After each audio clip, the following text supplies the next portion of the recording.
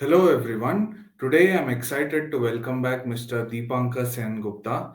He was one of the first guests of the show. So, sir, thank you for your time and welcome back. You're most welcome, Prajwal, and thank you for having me on the show.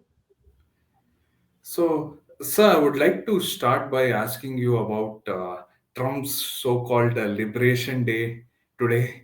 So, he plans to introduce a reciprocal tariff. So, is it going to be a Liberation Day or Destruction Day, or how is it going to work out for the global trade? Look, okay, let's look at it two ways. There is no doubt that for a long time, the United States was the most open economy in the world to export to.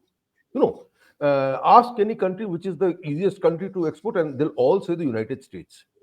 Now, what has happened is the following: certain countries have taken advantage of this openness. Initially, it used to be Japan, 70s, 80s, and 90s, and now it's the People's Republic of China who have adopted a mercantilist approach to the United States, exporting to the United States as much as they can, but not importing anything from it at all. To the extent that today the United States is so deindustrialized that they have nothing that they can sell either to Japan or, for that matter, the People's Republic of China. Okay. Now, now to impose tariffs on, say, the People's Republic of China doesn't actually make any sense because, it, I mean, the United States manufacturers cannot substitute Chinese imports with their products because those industries have completely vanished. So, whatever the United States is doing now is very late in the day. Having said this, the fact remains that there are certain things where the United States still has some kind of an advantage, not much. And uh, I think unreasonable tariffs on those particular goods, at least where India is concerned, is stupid. Look, I think where India is concerned, we should have a FTA agreement with the United States. It works well for both of us. We export to the United States. If we have an FTA, our exports to the United States will only increase. You know, what does the United States have to export to us at this point in time? Look, you could say EVMs, but the fact remains that the EVMs made in China, where Tesla is concerned, are probably more cheap than the EVMs made in the United States. If you look at the cost of a Tesla, it's a niche market. So I don't think the Indian auto car market would be as threatened as it would be if Tesla EVMs were imported from China.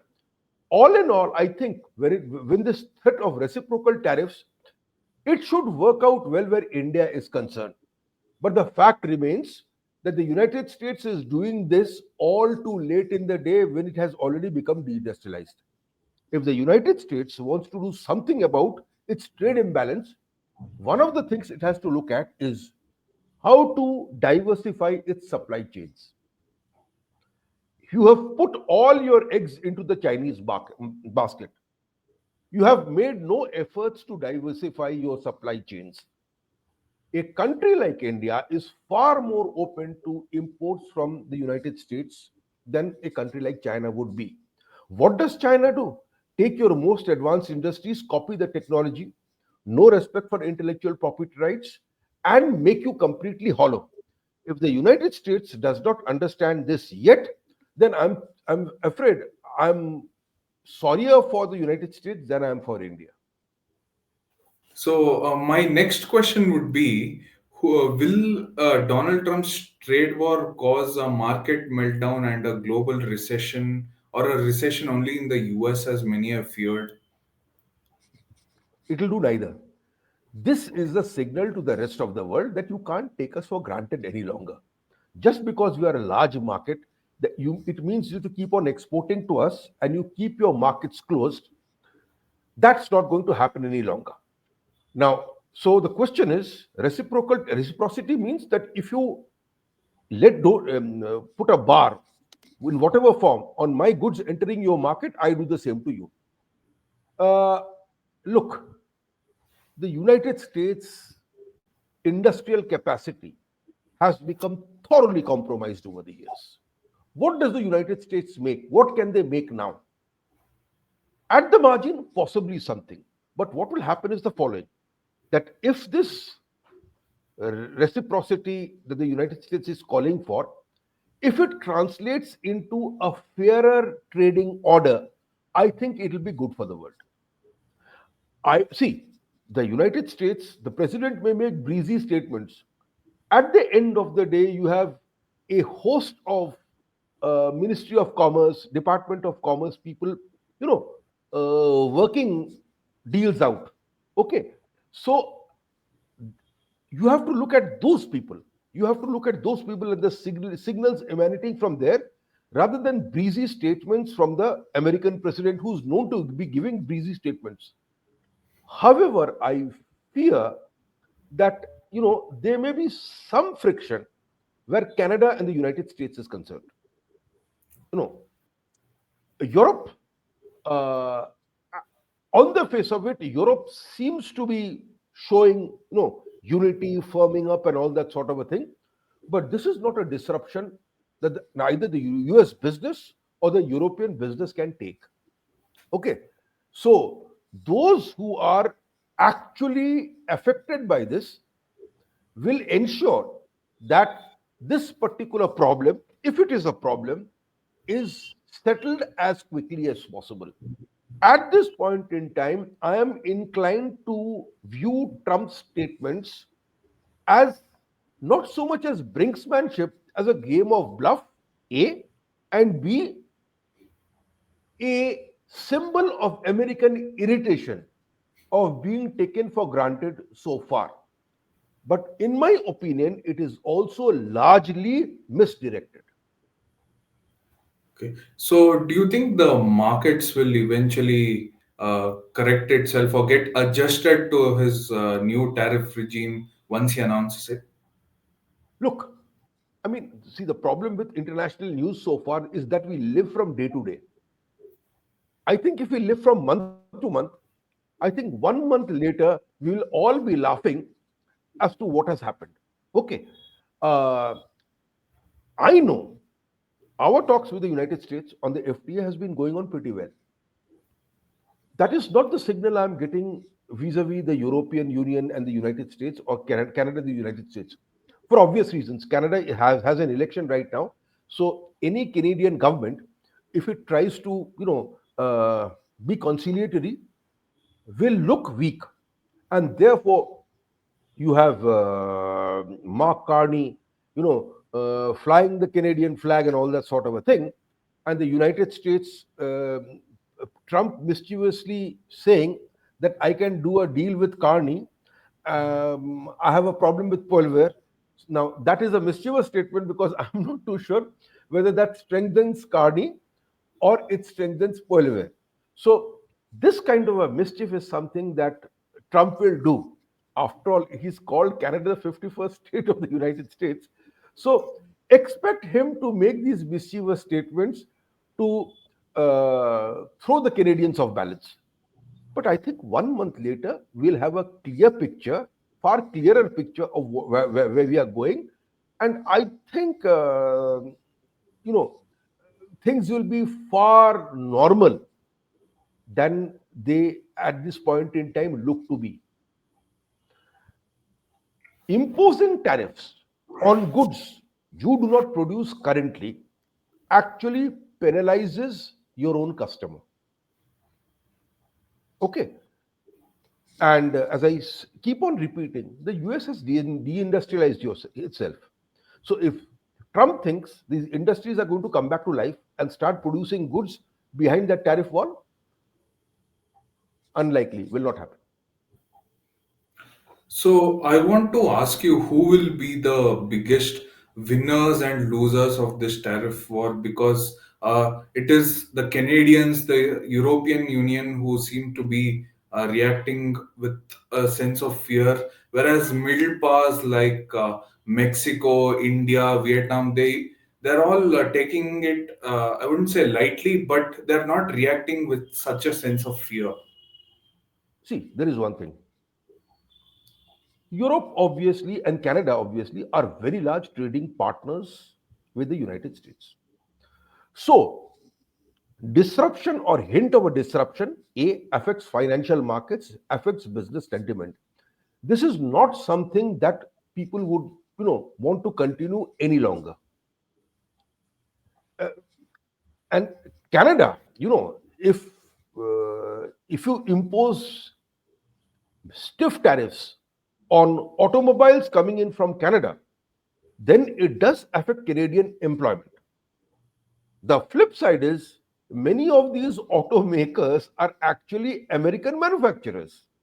So it's not just Canada that gets hurt, it's also auto manufacturers of American origin that get hurt. But our friend Donald Trump may say that is precisely what he wants. That instead of having a car plant in Ontario, it should be in Detroit. So it's a signal to auto manufacturers to bring back jobs to the United States. So there is that particular problem. Okay. And I believe Canada's options out here are a bit limited, but then Canada is an odd nation. Intra province trade in Canada is blocked. There are lots of intra province barriers in Canada. In India, we have been able to do that away with. The Canadians have not been able to do that. So many of the policies that Canada requires to adjust to this new reality, I don't know how long this reality will last, is within Canada itself, and they haven't done it. Europeans, I think, are more wary. You know, when it comes to the job front, the Europeans have not been very adept at creating jobs. Structural employment in Europe has been very, very high. So, if it is a tariff on a particular good that America also produces, or alternatively, some other country produces, then Europe can feel uncertain. But since this reciprocity per se, or this tax is basically on all countries, I am not too sure how it will affect Europe. I don't think it will affect Europe at all. Uh, Importers, marketeers, look for assured supplies. Even if you impose a stiff tariff now, looking for alternative suppliers, if there are indeed alternative suppliers, is going to take a long period of time. Alternative supply chains are not set up in a particular day. If plants have closed down in the United States because they were no longer profitable, you can't, and they have been mothballed, you can't revive them in one day. It takes time, by which some solution or some agreement will come about. So I think it's a disruption, but this is a disruption which will make trade fairer to the United States, but which will not alter the global distribution of production at any point in time. What is your assessment of the reactions of Mexico, Vietnam, and India, which we will come to later? Hmm. Look, when it comes to Mexico, again, many of the factories in Mexico which produce these goods are actually American uh, owned. There is a free trade agreement with Mexico and Canada that will have to be reworked. That will have to be reworked. USMCA. But the fact remains, as I keep on repeating, getting alternative supplies, if even if you impose tariffs on Mexico, it's not going to be possible. What you will do is inconvenience Mexico and American customers in the short run without any benefit, tangible benefit in the long run. After all, the amount that Mexico can import from you is limited, number one. And as I said, America's capacity to export itself has become limited. So, what can possibly Mexico possibly import from you?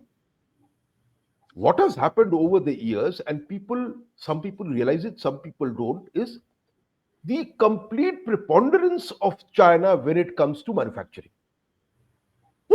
If you look at the Chinese, they seem to be the least worried. There are a number of reasons. One reason is that Elon Musk has a large Tesla plant in China. So they have some leverage, so to speak. The other is, what does China export to the United States, which the United States currently produces? Practically nothing. Are there alternative suppliers? They are, but then the complete dominance and hold that the Chinese have over a variety of supply chains, you know, makes them impossible to replace in the short run or the medium run. In the long run, it is not so much tariffs, it is investment in countries like India that can diversify your supply chains and make you more comfortable, meaning United States more comfortable than currently is. So, I would like to also ask you your opinion about these huge investment promises that the companies have made to Donald Trump. They have promised trillions of investment in the United States to restart manufacturing. So, do you think it's like an exaggeration, or will only a fraction of that amount be invested, or will that amount be ever invested at all? Look, invest in what?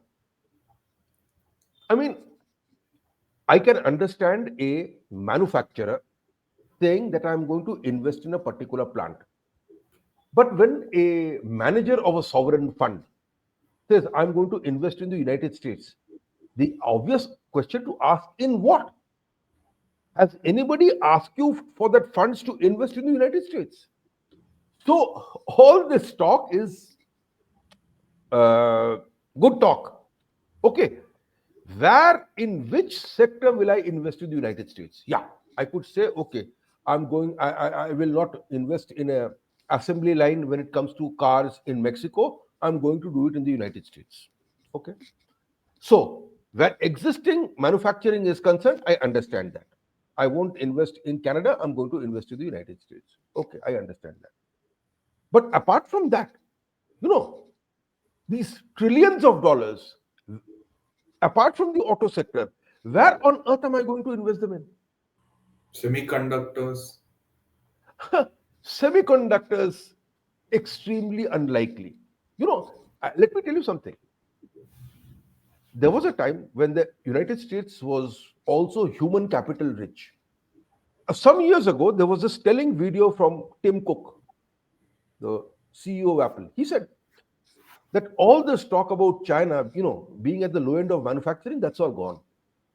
He said, if I want to do a conference on a particular technology, even if I offer free lunch, etc., I would be hard pressed to fill a hall.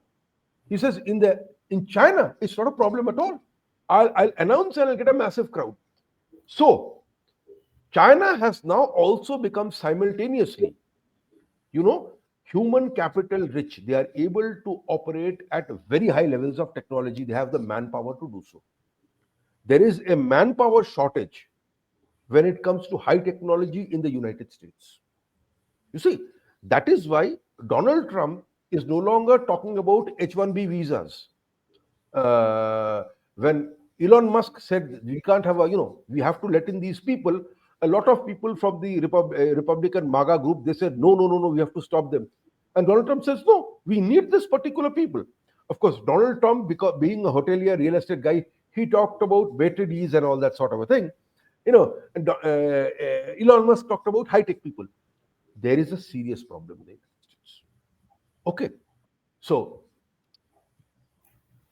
whether chip manufacturers of the world are going to put in all their baskets in the American, all their eggs in the American basket, I don't think that's going to happen.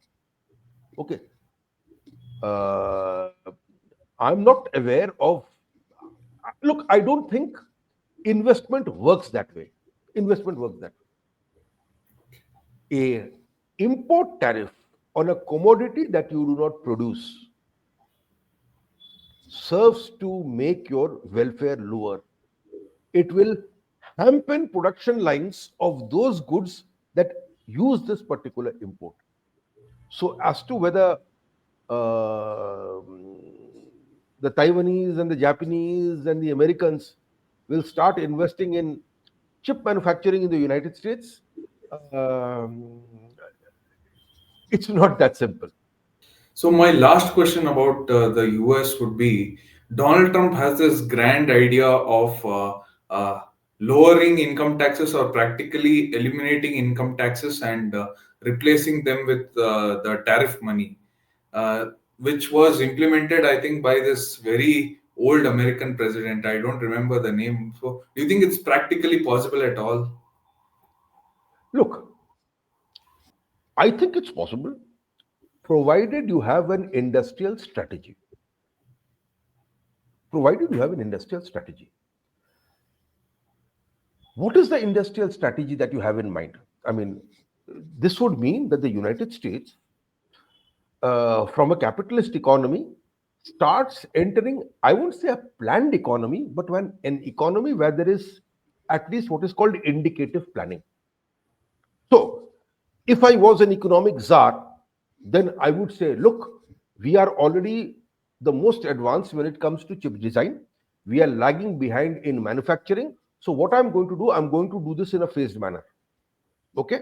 So, subsequently, any chip that comes into the United States will be subject to a particular tariff. Therefore, I will tell chip manufacturers you can escape this tariff if you set up capacity in the United States. Now, that requires a pre announced, predictable sequence of policy actions. That is, how long does it take to set up a chip factory? Suppose it's 18 months. So, after 18 months, when production starts, I'm going to impose a particular tariff on chip imports to United States. Or after the inauguration of these car assembly, a car factory, 18 months or 12 months, whatever, I am going to impose a duty on imported cars. If I say that, then it's a predict then basically I have set up timelines for manufacturers to do the needful. I have not seen that happening. I have not seen that happening. As an economist, I can think of a strategy. In my opinion, that would be the strategy if I really was serious about this entire thing. I haven't seen that kind of laying out of policy by anybody in the Trump administration. Trump probably has it in his mind, but at least official announcements have not reflected it. So my key takeaway from this part would be that basically Donald Trump's a threat of reciprocal tariff is just a negotiating tactic to make it deals with countries. Is that correct? Absolutely, for a fairer playing field. Okay, look, we are seeing what we are seeing because it is the People's Republic of China which has used mercantilist trade policies. It imports nothing, tries to export everything to the detriment of its own economy. Okay, it's a detriment of its own economy because if you are importing, that means you are consuming. And welfare at the end of the day is a function of consumption. So when you are mercantilist, you basically keep on exporting because export surplus is all that matters to you. What do? You hold your export surpluses in the form of treasury bonds, US treasury bonds. Who does that benefit? It does not benefit the Chinese citizen. Okay. Now, this is what has happened, but it is also the fact that the Americans allowed it to happen. Now, Trump may argue that it was not I, and he would be right because he has been pointing this out for a long period of time. But the Americans allowed it to happen. They should have put a stop to it long time ago, telling the Chinese that this is not on, you know, and they should have instituted a set of policies a long time ago. Now, what has happened is a deindustrialized, pessimistic, angry America is waking up to this new reality and basically is flailing. And that translates into the kind of theatrics that you see so far. Okay, I argue it is possible that an industrial policy can be instituted to make what Donald Trump thinks into a reality. So far, I have not seen it happen. Well, it remains to be seen. Only time will tell whether his tariffs plan will work out.